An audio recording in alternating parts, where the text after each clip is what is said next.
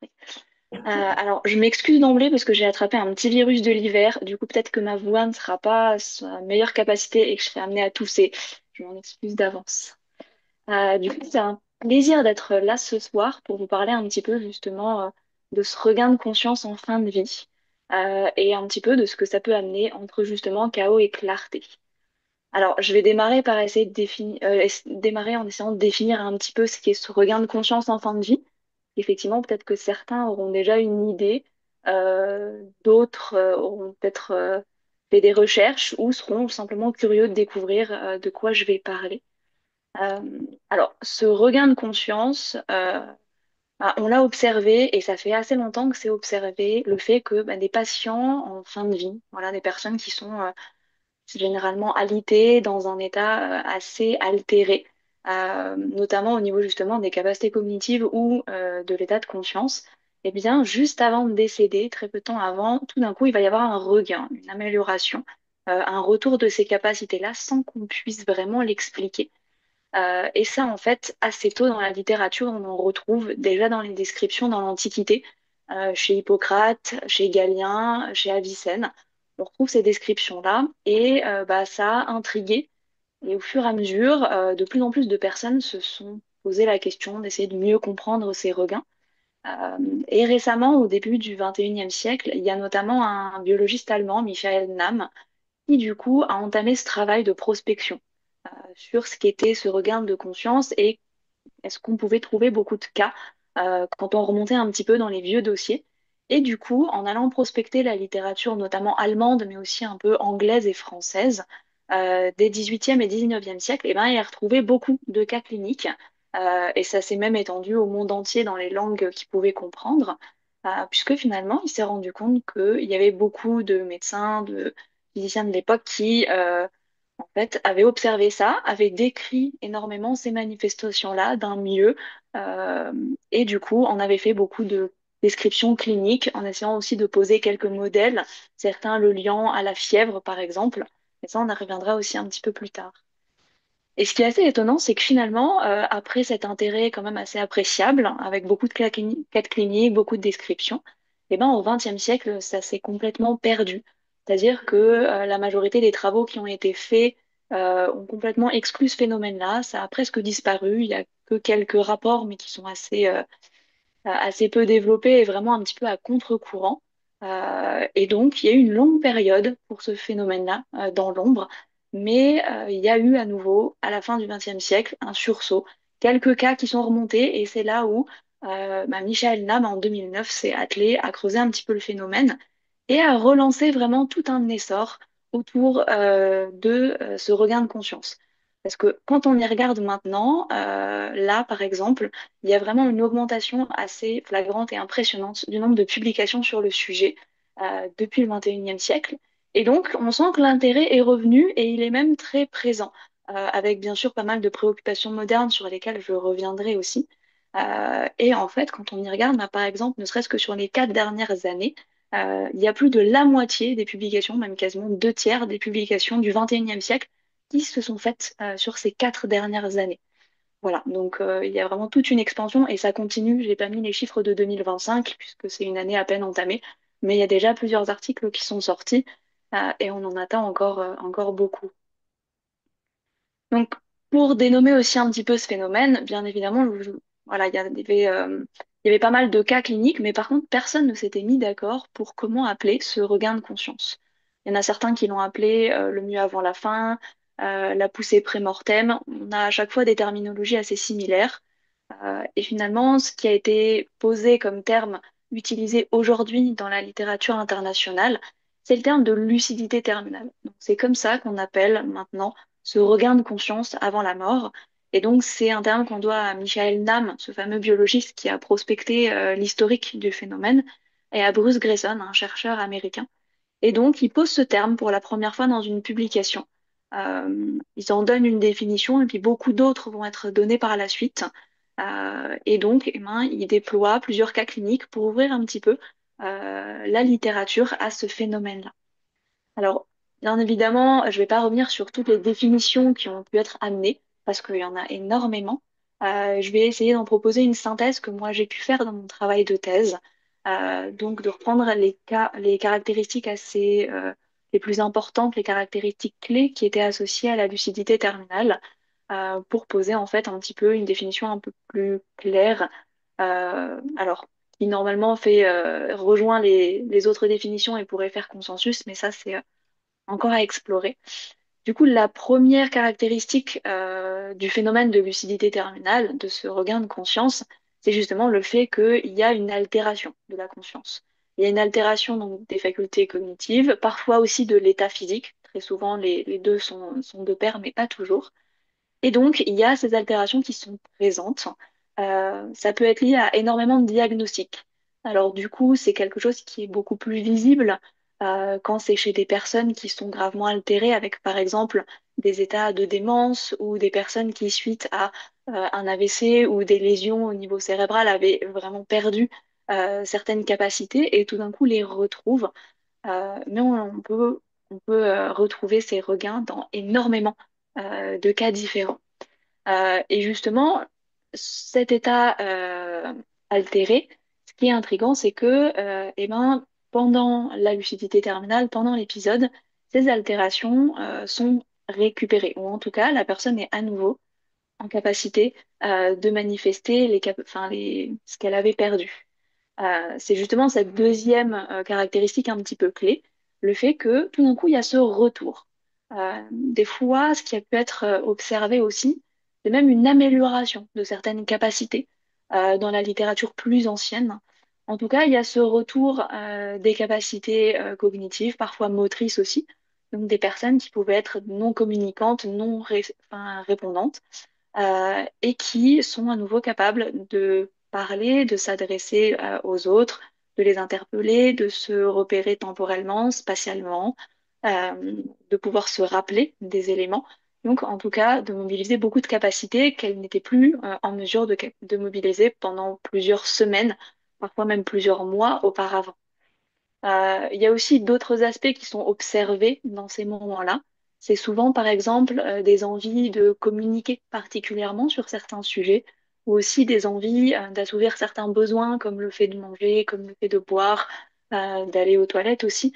Mais voilà, en tout cas, il y a vraiment des choses qui se passent pendant ce moment de réveil. Ces capacités qui reviennent, mais pas que. Parfois, c'est aussi d'autres envies, d'autres éléments qui viennent accompagner ça aussi. La troisième caractéristique, c'est que le fait que cet événement, il est assez inattendu. Et aussi le fait qu'il est assez spontané, un petit peu comme s'il y avait une forme d'interrupteur en off-on, où tout d'un coup, en fait, eh bien, ses capacités reviennent, comme s'il y avait la levée d'un voile assez rapide. Et donc, c'est quelque chose qui est assez surprenant. Il n'y a pas encore de facteurs déclenchants qui ont pu être déterminés. Et donc, c'est quelque chose qui arrive sans qu'on parvienne à dire pourquoi ou comment, et donc de manière voilà, imprévisible. Et ça, ça génère de la surprise, souvent, que ce soit chez les familles comme chez les professionnels, de ce caractère très inattendu du phénomène. Et puis la dernière caractéristique, et ça, elle fait partie de la terminologie, c'est le fait que les personnes décèdent en fait peu de temps après ce phénomène. C'est la lucidité terminale, donc vraiment juste avant le décès. Voilà. Et donc il y a des temps généralement assez courts. Et c'était déjà quelque chose de souligné finalement dans la littérature même plus ancienne. C'est un mauvais pronostic que d'avoir ce mieux. Et ça, c'est aussi des discours que j'ai pu entendre dans les services de soins palliatifs. Les personnes me disent, il y a un mieux, ça, c'est pas bon signe. C'est vraiment en fait quelque chose qui est attendu de ce côté-là, du fait qu'il y a vraiment une proximité entre ce retour de la conscience, ce retour des capacités et derrière une dégradation qui se fait généralement assez rapidement. Et donc un épisode qui n'arriverait qu'une seule fois pour une personne, puisque juste avant son décès. Donc nous, la définition qu'on avait proposée à l'issue de mon travail de thèse, c'était l'idée que la lucidité terminale, ce serait une réversibilité antémortem, donc imprévisible, partielle ou totale, des dysfonctions cognitives ou motrices qui sont associées aussi à un regain de vigilance pendant cette période-là. Alors on se pose aussi toujours quand même quelques questions sur cette définition, puisque Comme je vous l'ai dit, il y a un nombre de publications assez croissant. C'est vraiment un domaine qui est en pleine expansion et qui amène pas mal de chercheurs à venir explorer cette question-là. Et justement, on se demande encore si ce regain de conscience serait un seul phénomène ou peut-être même finalement une forme de enfin, qu'il y aurait une forme de continuum dans ce phénomène où bah, finalement, parfois les personnes retrouvent la capacité de communiquer, parfois pas forcément, des fois elles retrouvent l'appétit, des fois pas forcément, etc. Et donc, de savoir exactement quelles seraient les manifestations qu'on observe peut-être chaque fois, certaines qui seraient parfois présentes, parfois absentes, et donc de décrire un petit peu toute cette diversité de manifestations qu'on retrouve, de savoir aussi si les causes de ce phénomène sont identiques avec une phénoménologie donc unique, ou alors avec des causes enfin, qui pourraient être différentes en fonction de la pathologie ou de l'état de la personne, et une phénoménologie identique malgré des causes différentes. Ça, c'est aussi quelque chose qui est toujours en questionnement. Et donc, on continue de creuser la question avec les projets qui sont encore actuellement menés sur ce phénomène. Alors, des chiffres, des quelques chiffres qu'on a dans la littérature et que moi j'ai pu aussi observer, le temps de l'épisode, généralement, donc, c'est quelque chose qui, comme je vous le disais, s'accompagne très rapidement du décès. Donc, quand on y regarde un petit peu plus en détail, sans reprendre tous les chiffres, c'est des durées qui sont assez courtes et en fait, c'est peu fréquent pour quelqu'un qui fait un épisode de lucidité terminale, de regain de conscience, de vivre plus de 2 semaines après cet épisode-là. Et quand on y regarde vraiment un petit peu dans la moyenne, en fait, on se rend compte que c'est en majorité quelques jours, voilà, 2 à 4 jours avant que la personne ne décède. Donc entre cet épisode et le moment où la personne donc, va décéder de la pathologie qui est sous-jacente à son état. Et du côté de la durée de ces épisodes, parce que c'est aussi des durées qui peuvent être assez variables, il y a certaines personnes qui décrivent des épisodes assez courts, quelques dizaines de minutes, donc pas forcément le temps de faire grand-chose, mais malgré tout. D'autres décrivent des durées beaucoup plus longues, même de quelques jours de regain. Donc là, c'est assez variable, même dans la littérature. Donc, quand on y regarde, moi je sais qu'en échangeant avec beaucoup de personnes, c'est plutôt des durées autour de quelques heures à quelques jours maximum qui ont été retrouvées. Mais c'est des moments qui peuvent être assez rapides, parce que par exemple, j'ai eu l'occasion d'échanger avec une dame dont le père avait été hospitalisé à cause d'un Covid par-dessus une leucémie. Et quand il est parti à l'hôpital, il était vraiment dans un très grave état. Et elle se préparait en fait à ce qu'il décède. Et quelques heures après, son père l'a appelé. Et en fait, il était très bien. En tout cas, il était vraiment mieux. Et donc, ils ont pu discuter par téléphone pendant une petite dizaine de minutes. Et à nouveau, quelques heures après, eh bien, c'est l'hôpital qui l'a rappelé pour lui dire que son père était décédé.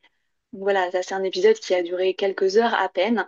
Et pour du coup cette personne-là, pour cette dame-là, c'est même quelque chose qui a duré beaucoup moins longtemps, puisqu'il n'y a eu que cette dizaine de minutes-là au téléphone. Voilà, donc c'est des temporalités assez courtes quand on y regarde, euh, où d'une certaine manière, c'est un petit peu aussi être là au bon moment. Et ça, c'est une question sur laquelle je reviendrai un petit peu plus tard. Alors, comme je vous le disais, il y a énormément de diagnostics, énormément de pathologies pour lesquelles en fait on peut observer ce regain de conscience. Donc, en regardant moi notamment les cas, les personnes que j'ai rencontrées ou aussi la littérature plus moderne, eh bien on a tout ce qui est du côté des troubles neurodégénératifs. Du coup, il peut y avoir le retour de certaines capacité. Il y a aussi la question des troubles psychiatriques. Alors, c'est quelque chose qu'on observe moins aujourd'hui, plus dans la littérature ancienne, où du coup, il y avait aussi moins d'accompagnement de ces troubles-là, et donc ils pouvaient être plus présents, même encore en fin de vie. Il y a aussi la question de tout ce qui est des tumeurs cérébrales, des AVC, de tout ce qui va pouvoir venir faire des lésions au niveau neurologique, et aussi les méningites, par exemple. Et puis quand on étend même plus largement à toutes les autres pathologies qui peuvent, entre autres, en tout cas que moi j'ai pu retrouver, eh bien on a aussi les grandes causes de mort, bien évidemment, comme le cancer, beaucoup d'insuffisance cardiaque, rénale, voilà, de toutes sortes, les pneumonies, et puis des crises cardiaques ou des embolies pulmonaires. Donc voilà, énormément de cas de figure Et ça, c'est encore voilà, ce que moi j'ai pu rencontrer ou ce qui a pu être décrit dans la littérature, en sachant que il n'y a pas énormément d'articles dédiés à la clinique dans ce cas de figure, donc avec des témoignages, avec des cas cliniques, avec tout un contexte, parce que beaucoup d'articles sont encore dédiés à uniquement la revue de littérature. Donc on a vraiment encore assez peu de données. Donc ce que je vous partage est loin d'être exhaustif et quelque chose qui rend compte de toute la diversité de ce qu'on peut retrouver du coup dans les pathologies. Et finalement, en fait, c'est quelque chose qu'on observe dans beaucoup de services, dans le cadre de beaucoup de pathologies. Et donc, on pourrait même faire l'hypothèse que c'est quelque chose qu'on peut retrouver un petit peu importe la condition sous-jacente de la personne. Et pour terminer sur ce contexte concernant le regain de conscience en fin de vie, il y a aussi la question de la fréquence. Dans quelle mesure est-ce que c'est quelque chose qui arrive souvent ou non? Alors là, comme je viens de vous le dire, malheureusement, on a encore moins d'études qui se sont posées la question. Il n'y a que deux recherches à l'heure actuelle modernes qui ont essayé d'identifier un petit peu la fréquence, la prévalence de ce phénomène. Et là, on y retrouve des chiffres de 4 à 6% des patients.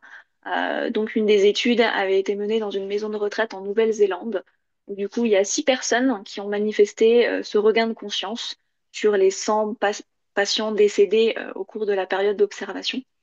Et puis, une étude réalisée dans un hôpital coréen, où du coup, là, c'est à nouveau 6 cas, mais cette fois-ci sur plus de environ 150 dossiers.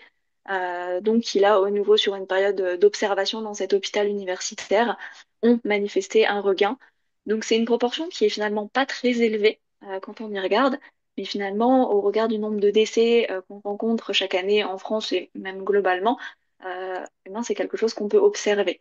Et donc là, quand on regarde du côté des recherches qui se sont intéressées aux témoignages plus qu'à l'observation directe par au cœur de la recherche, quand on rencontre les professionnels et qu'on leur demande s'ils ont déjà assisté à un phénomène comme ça au cours de leur carrière, en l'occurrence, c'était plutôt au cours des 5 dernières années de pratique ou de la dernière année de pratique en fonction des études, ben là, on retrouve des pourcentages qui sont beaucoup plus élevés. Et donc, c'est souvent un certain nombre de soignants, que ce soit un tiers à parfois même jusqu'à 80% des effectifs interrogés, qui disent avoir déjà assisté à ce phénomène-là, donc sur leurs dernières années de pratique. Alors, à savoir que dans ces recherches, la majorité des échantillons sont assez faibles, d'une vingtaine, quarantaine, mais il y a une étude plus conséquente avec plus de 100 professionnels qui retrouvent des chiffres assez similaires.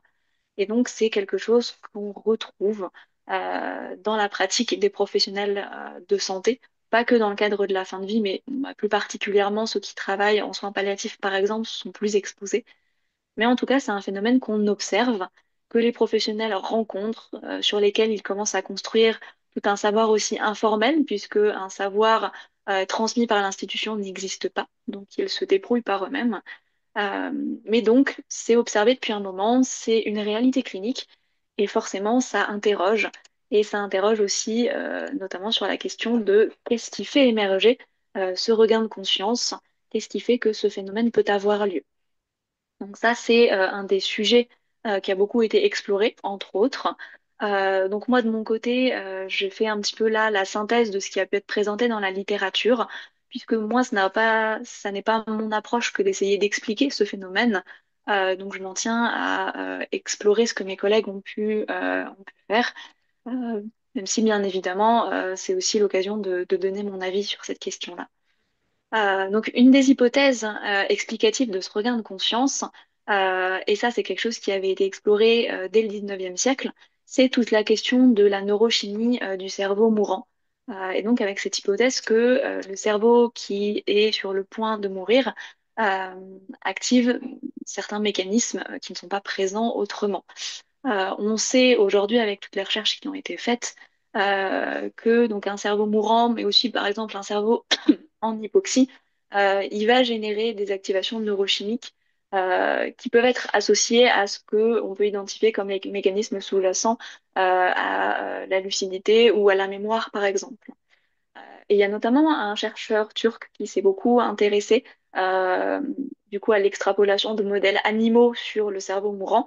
a des hypothèses concernant le regain de conscience. Donc, c'est Bostan-Sikli-Oglu. Et donc, il a essayé de développer dans plusieurs articles toute une approche justement reposant sur des fondations biologiques pour essayer d'expliquer du coup la lucidité terminale. Donc lui, il a vraiment cette hypothèse que ce serait cette activation de circuits qui sont habituellement silencieux par la neurochimie du cerveau mourant qui pourrait en fait être une piste explicative de ce phénomène-là.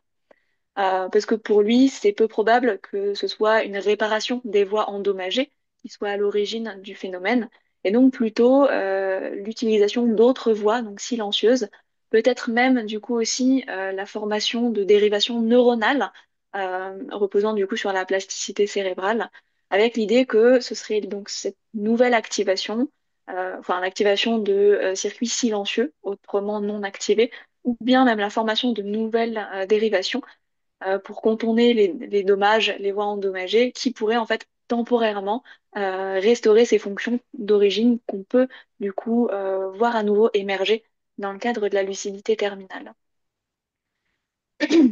Donc, il y a notamment deux mécanismes qui ont été identifiés dans ce cadre-là, du côté de la neurochimie particulière du cerveau mourant. Donc, lui, à nouveau, hein, toujours en extrapolant les recherches sur les modèles animaux et notamment sur les rats. Lui, il a regardé que justement, il y a vraiment une augmentation de certains neurotransmetteurs excitateurs, notamment au niveau de la sérotonine, dans un cerveau mourant avec beaucoup de fluctuations, notamment aussi avec la chute des taux d'oxygène et de glucose. Et donc, avec cette forte augmentation, notamment de la sérotonine, où d'ailleurs on en retrouve jusqu'à 3 fois plus dans un cerveau mourant, en tout cas chez les rats, qu'habituellement, eh bien, ça permettrait en fait d'activer ces circuits habituellement silencieux ou de détourner et donc de retrouver ces capacités temporairement. Voilà. La deuxième hypothèse, c'est de la même manière. En fait, là, cette fois-ci, la plus forte excitabilité des circuits pourrait s'expliquer du fait d'une augmentation des ions calciques intracellulaires qui, là, participerait à la fois de libérer beaucoup plus de corticotropines et aussi d'activer beaucoup plus la protéine kinase A et donc là, participer d'une plus forte excitabilité des neurones qui, donc là, à nouveau temporaire et qui permettrait de retrouver ces capacités-là, notamment du côté des facultés mnésiques. C'est plutôt dans le sens de rappel mnésique qu'il a travaillé ces hypothèses-là, mais aussi sur la question des mécanismes de lucidité et de l'éveil. Euh, donc, ce serait notamment sur ces circuits-là qui auraient ces capacités d'activation ou de contournement avec cette neurochimie bien particulière. Alors là, c'est des recherches qui sont donc mo- mo- basées sur les modèles animaux. Donc voilà, il le rappelle tout au long de ces articles, c'est des extrapolations, c'est des hypothèses. Et donc c'est des pistes qui sont à explorer, mais voilà, on en reste à faire ces suppositions-là. Et comme je vous le disais, c'est aussi plus particulièrement quelque chose qui a été exploré du côté de la mémoire et des capacités d'éveil. Mais par exemple, la mémoire, bah, toutes les personnes qui manifestent un épisode de regain de conscience n'ont pas forcément perdu les capacités mnésiques. Et donc, ces hypothèses-là sont des bonnes pistes, mais ont encore des manques finalement qui sont nécessaires de continuer à explorer et donc qui sont bien évidemment en cours. Euh, donc peut-être que d'ici quelques années, on aura plus de réponses, je peux que le souhaiter. Dans les autres hypothèses qui ont été abordées, euh, il y a quelques théories, notamment par exemple sur la question de la recherche d'un équilibre. C'est quelque chose qui a été proposé par un chercheur néo-zélandais, MacLeod, où lui, du coup, il s'est appuyé sur une certaine forme de conceptualisation du système nerveux, avec l'idée qu'en fait, face à l'altération du système nerveux, le corps chercherait à remettre un équilibre, à retrouver son homéostasie. Et donc, pour lui, ce regain de conscience, ce serait une manière finalement de retrouver cet équilibre, donc de s'adapter temporairement, mais donc du coup une adaptation très amplifiée en réaction à la maladie et aux dégradations, aux altérations, qui s'estompe malheureusement rapidement puisque c'est quelque chose qui viendrait puiser énormément dans les ressources du corps et qui donc du coup favoriserait derrière les dégradations et le décès. Donc un petit peu ce qu'on retrouve dans la littérature sur la question d'un décès assez rapide. Alors, c'est une théorie qu'il n'a pas poussée plus loin et qui peut avoir beaucoup comment dire, beaucoup de biais par rapport à ce qu'on connaît aujourd'hui. Donc, je trouvais intéressant d'en reparler, mais c'est quelque chose qui n'est plus vraiment exploré à l'heure actuelle. Après, il y a aussi également pour l'intérêt les travaux d'Hubert Larcher, chercheur français qui lui a beaucoup travaillé sur les états de transe. Et on pourrait voir dans son travail la lecture du regain de conscience comme finalement un état de transe, un état de transe qui résulterait de la transition entre l'état vivant, ce que lui va appeler la biostase, et la thanatose, c'est-à-dire finalement le processus du mourir biologique, dans lequel là le corps est en train de lâcher et dans un mécanisme vraiment irréversible. Et donc pour lui, ce passage serait un état de transe, d'ailleurs le plus puissant selon lui. Et on pourrait peut-être y lire du coup la lucidité terminale comme cette manifestation. Voilà, là encore, des hypothèses qui sont intéressantes à explorer, mais plus de l'ordre d'une revue de littérature que de quelque chose qui est encore regardé à l'heure actuelle. Euh, à l'opposé des recherches sur la neurochimie du cerveau mourant, Michael Nam, lui, s'est posé la question de quelque chose qui pourrait aussi être une hypothèse à soulever, à savoir que si certaines explications ne fonctionnent pas, on pourrait peut-être poser la question, comme l'avait fait d'ailleurs il y a un moment Bergson, de la question d'une conscience non localisée, et donc où finalement la conscience ne se restreignant pas à la biologie du cerveau, elle pourrait, dans les temps où la maladie a fait son œuvre et a altéré les capacités de la personne, pourrait se manifester beaucoup plus facilement de cette manière-là. Donc là, c'est dans un ancrage d'une lecture où donc la conscience ne serait pas l'émergence unique euh, du, euh, du cerveau, donc de la neurologie, mais serait en fait finalement quelque chose qui serait filtré par du coup ce substrat biologique. Et donc cette idée d'une conscience non locale, d'une certaine manière aussi autonome, c'est quelque chose qui avait été beaucoup creusé dans la littérature au XVIIIe et au XIXe, notamment par exemple par Karl Duprel, où lui parlait par exemple d'un sujet transcendantal euh, où du coup il explorait cette idée donc de la conscience qui ne s'exprimerait qu'en partie à travers le cerveau et qui, dans certains moments, pourrait s'exprimer de manière beaucoup plus flagrante lorsque le cerveau n'est plus capable de faire cette action de filtre.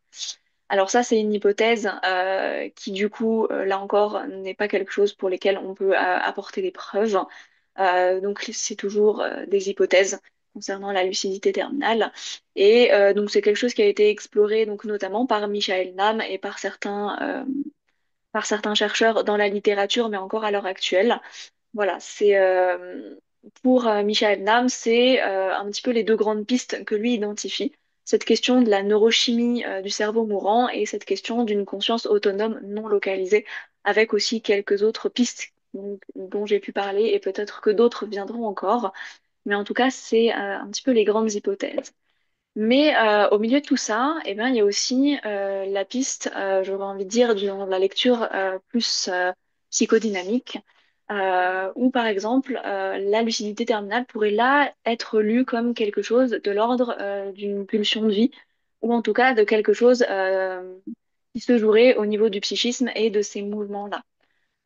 C'est quelque chose qui avait été, par exemple, soulevé par Kerbeck, qui est psychologue, et qui, elle, identifiait que pour elle, la lucidité terminale serait à entendre vraiment comme une forme d'instinct de vie, euh, voilà, qu'on peut associer au terme de pulsion de vie dans ce qu'elle pouvait explorer.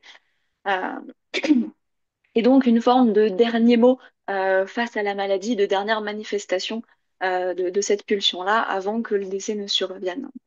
Alors, dans les travaux rapidement que Freud a pu mener sur la question de la pulsion de vie et de la pulsion de mort, il y a déjà cette idée qu'elles fonctionnent ensemble, qu'il y a une action conjuguée, même si antagoniste, et qu'en fait, c'est bien dans leur liaison pulsionnelle qu'il y aurait du coup une régulation des processus vitaux et même des processus d'élaboration.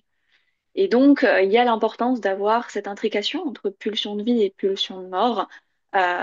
Et donc, voilà, tous les processus les mouvements de destructivité seraient là à lire plutôt dans cette désintrication, dans cette séparation des pulsions de vie et de pulsions de mort, plutôt qu'uniquement la pulsion de mort elle-même.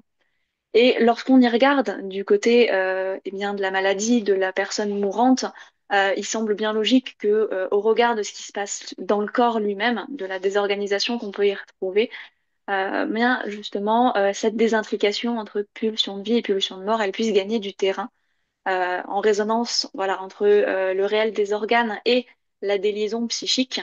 On sent, voilà, dans les mouvements, dans le processus du mourir, des mouvements de désintrication.